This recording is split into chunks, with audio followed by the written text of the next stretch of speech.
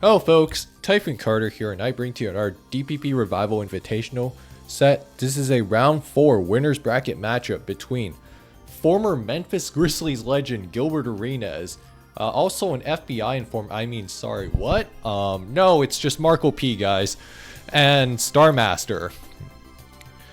Anyways, as this is winner's bracket, neither player at the risk of being eliminated from this tournament just yet, but if you win here, they're gonna have an easier path to winning this whole tournament, as they get to skip round 5 and we'll be in round 6. So getting real deep into this tournament, every player that's left at this point has a real shot at finishing with money and maybe even winning the whole thing.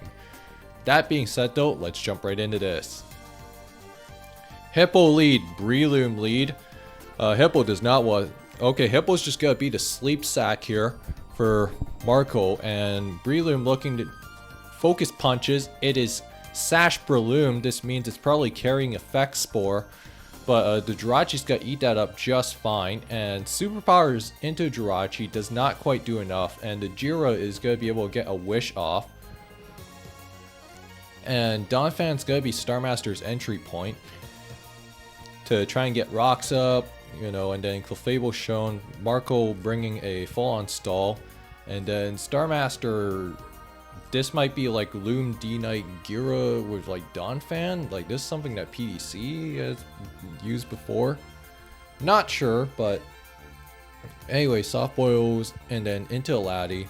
So Marco with full-on stall. The question for his last is whether it's something like Skarmory or something like, you know, Gliscor, because even when you see Hippo Skarm Clef, for example, with like Laddie, that last slot on stall can get interesting sometimes, and tries to T-Wave incoming switch, but the Scissors got SD up. It's gonna be a huge threat. Gets a full para there, and Magnezone is going to be able to get this trap off.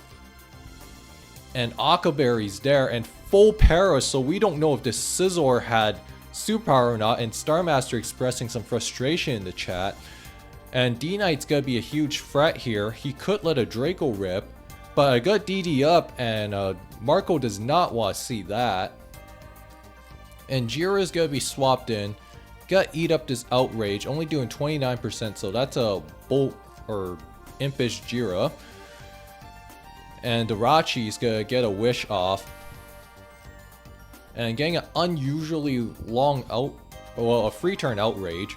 So not really unlucky per se, but Starmaster not in an awkward spot. Question is, okay, it is Lumberry, so it's still gonna be a problem. Gotta get EQ off here, and Marco's gonna try to fish for Body Slam Para, gets it first try. And gotta protect here, gotta try to let the Sand Chip do the work here against this Dragonite. And Gliscor is in fact the last. So it was not Skarm, but Gliscor on stall is interesting because it gives you a soft check into Lucario, which is something that you know, stall typically struggles with, even though he has like the Scarf Magnezone, for example. But yeah, just like things to take into account when you see stall. And the D-Knight's gonna be confused, but it's gonna die to Iron Head anyways. And his Donphan is gonna be mildly annoying, and Marco's just gotta protect here, try to get some health back, as Starmaster has not been able to catch much of a break in this game 1 so far, and Tyranitar is gonna be entering into a game, but doesn't want to risk the Hippo just waking up early. And the Gira is gonna get a DD off. Gonna still be asleep. If Starmaster has taunt, he better use it now. But no, just go Waterfall here, and the Hippo is still asleep. So this Hippo is effectively out of commission, and this means that Starmaster can try to get a sleep off again. But the Magnezone is... No, it is EQ-less Gira, and oh my! The Magnezone's gonna get flinched there. And Starmaster still has a chance to pull this back with the Gira. Clefable's not gonna survive this. Question is, can Laddie survive this? I don't think it will. And Double Edge is gonna get the job done here. Double Edge is nice on DD Gira because it lets you KO Starmie reliably. And Jirachee's gonna try to pull some nonsense off here. Gonna get a T-Wave. So the last move is Thunder Wave, and Starmaster's gonna take this game 1. Things got real ugly for Marco, especially letting the Hippowdon stay in on the Gyarados. I don't think he had the luxury to risk that, especially because, but even though like the Magnezone was probably gonna survive, I think I'm not really sure what else Marco could have probably done there. I mean, if you're Marco, you could have tried, I don't know. Ooh. I mean, you could try like protecting Jira and then getting some health back, and then I don't know, like trying to like body slam para it and then try to salvage the game that way. But even if Marco got past Starmaster's Gira, you still had the threat of Tyranitar, which was likely Dragon Dance, and the Donphan was also really annoying, and then not to mention the Breloom being a double fight move with like Focus Punch superpower.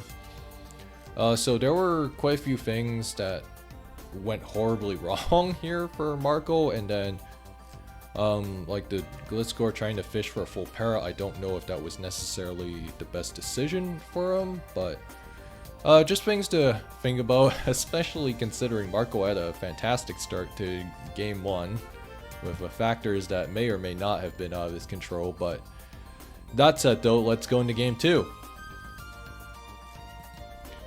Alright, Starmie lead, Jirachee lead, so turn 1 tricks there into the flame, gets the Flame Orb trick off to cripple the Jirachee, but the Jirachee's gonna show Thunder here, but luckily Natural Cure's gonna kick in, and Starmaster probably bring out a mixed Jirachee into Starmie. Starmie's gonna get the spin off, or can try to get the spin off, but Gliscor just got a U-turn there into Tyranitar. It's gonna threaten this Starmie out. Yeah, if you're Starmie, you can... no, it's Scarftar. So Starmie's gonna be taken out of commission. Starmaster sees a free chance to try and get something going with the Scizor, and Scissor's gonna U-turn into the Infernape. So I'm gonna slow it down a little bit. Starmaster with just straight up offense, and then Marco with probably a bulky offense, especially with Trick Flame Orb Starmie, which can be really nice to cripple something like a T-Tar switch in, for example, or the aforementioned Jirachee. And putting something like a Jirachee on a huge timer is fantastic, and that was probably a sassy Gliscor. And the Infernape is looking like a huge threat, but the Starmie is faster, and it will force the Infernape out into the Scizor. Good surf there. The way Starmaster's playing this tells me that this is probably Scarf Sizz if he is making this decision. T-Tar's gonna be swapped in, but no, just gotta eat the Bullet Punch straight up.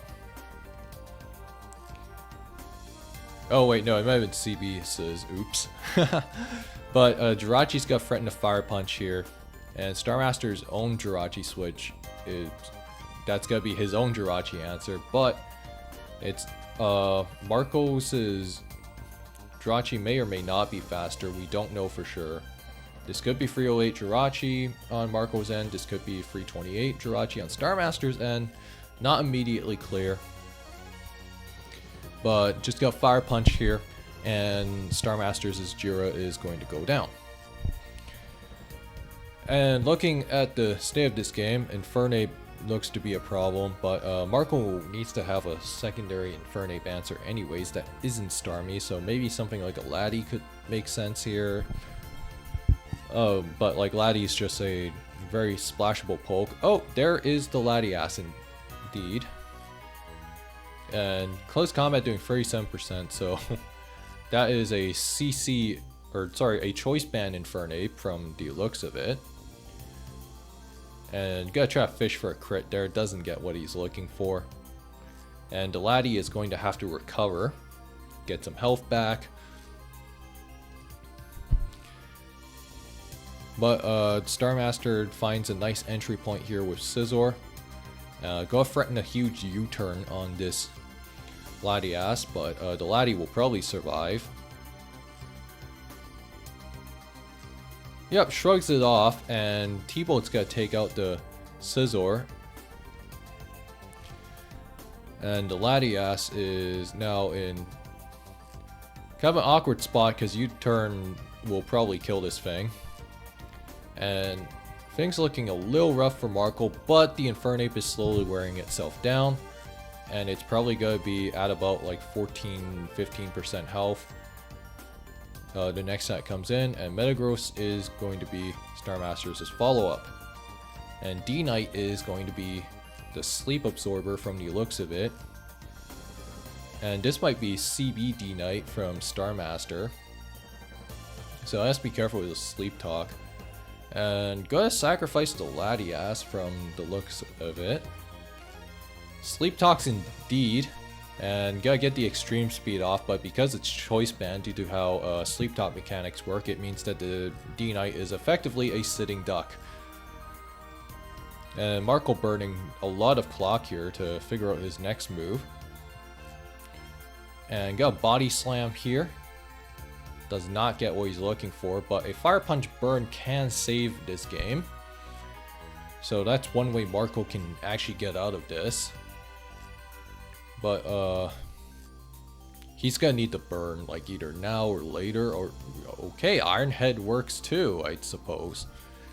Yeah, so we're going into, if there's a Jirachee, there's a way. Fire Punch is there. It will live an EQ from the looks of it.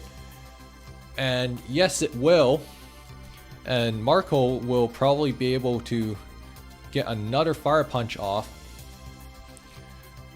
This is going to be an interesting endgame path. Infernape's certainly going to be sent in. And then Jirachee can just protect stall this out. Close combats here. 8%. And then, yeah, you just go Breloom here. Nothing too complicated here as far as this endgame goes. Crit doesn't really matter, but this Infernape is dead anyways.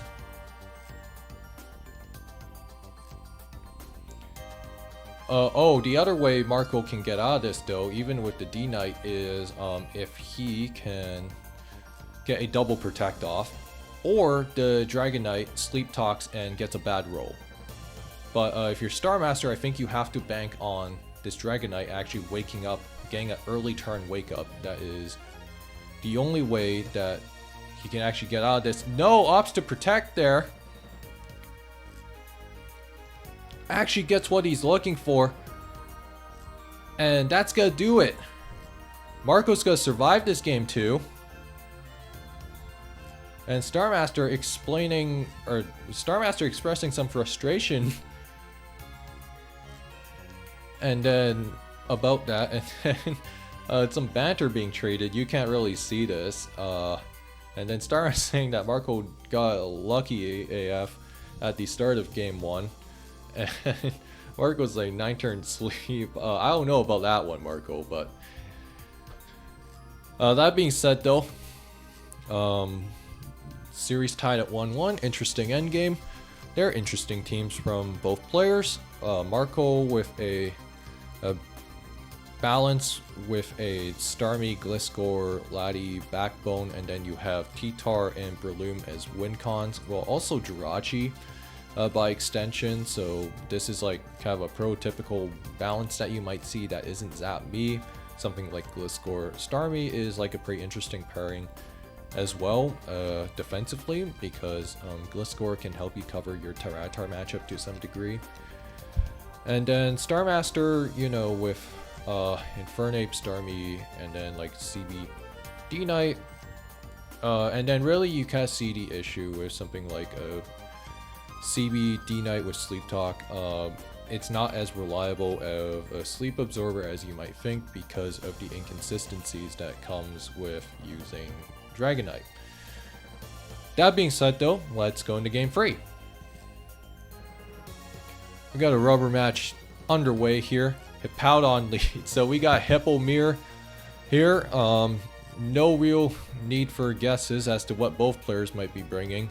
EQs here, neither player has Toxic. I think if either player had it, they should have clicked it by now, but...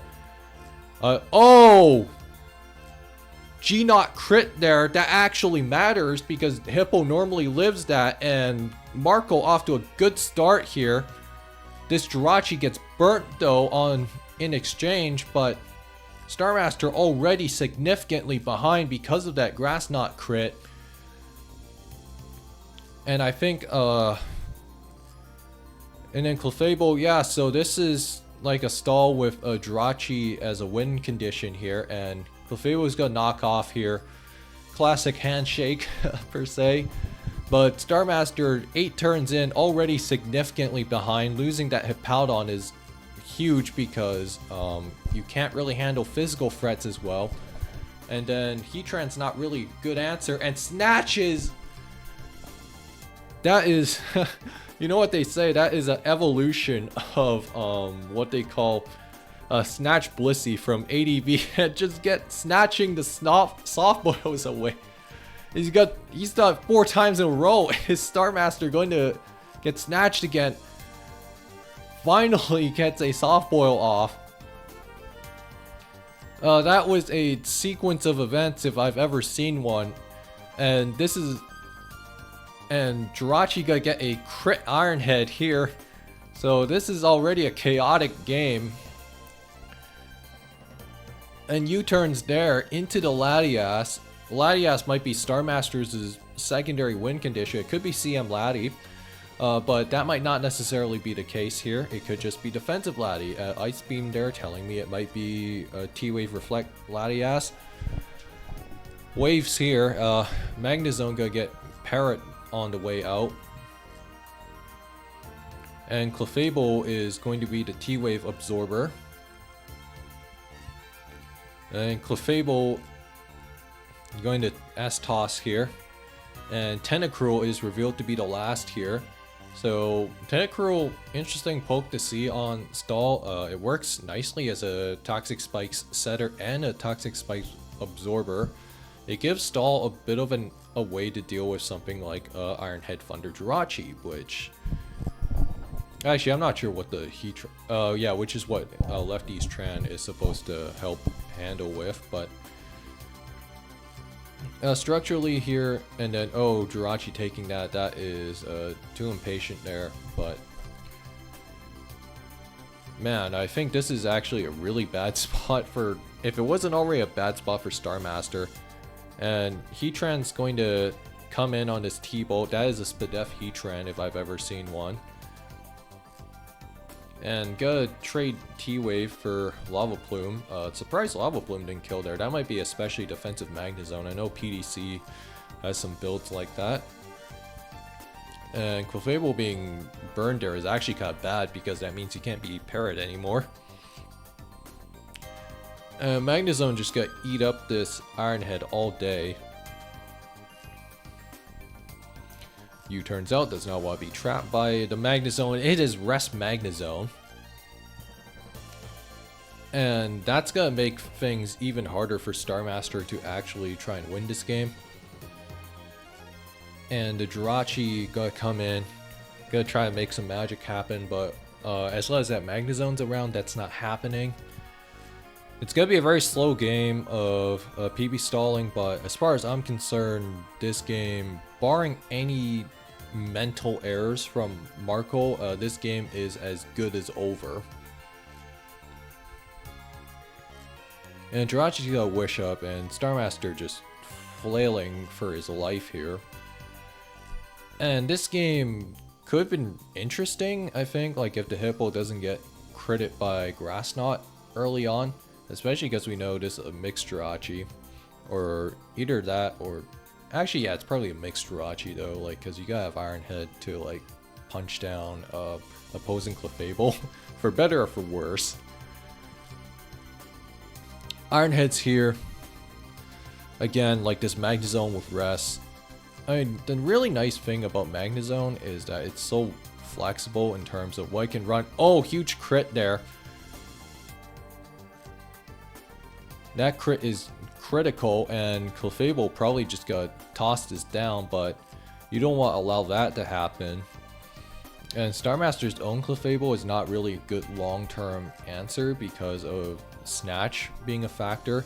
And because Snatch is a factor here, he can effectively steal PP off of Soft Boil, and Starmaster just not gonna bother playing this out. He's gonna forfeit here. I don't blame him. And Starmaster expressing frustration, saying so sure would have been cool to have a Hippowdon, but Gilbert Arenas, he's going to win this series 2-1. A couple of takeaways here. For one, obviously I think this game, even without the Hippowdon being crit there, I think Snatch Clefable would have made this matchup incredibly difficult for Starmaster to overcome. As far as possible lasts that Marco could have had here, so you got the 2 steals. I think there was probably either a Rotom or a Latias in the back for Marco in some capacity, because you want to have a Earthquake immune of some kind or a Earthquake resist. Either one works, but